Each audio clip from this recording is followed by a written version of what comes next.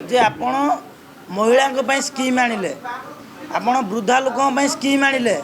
किंतु जे देशर भविष्य राज्यर भविष्य तुम करप्शन केवल स्कीम आन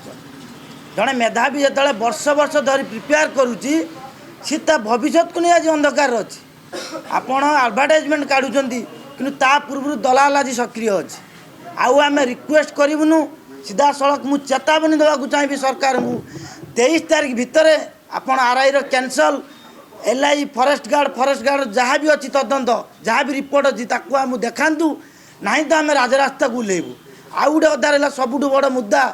जे जो चाकरी आड़े आपण गोटे थरे आडभटाइजमेंट काढ़ुच तार जो एग्जाम प्रोसेस सैला बेलू 3-4 वर्ष लगुच आपण आज 32 वर्ष को सीमित कर चाकरी जदि 32 वर्ष लागू होले ओडिशार 70% आज छात्र छात्री आज परीक्षा वंचित हेबे तेणु आपण ताकू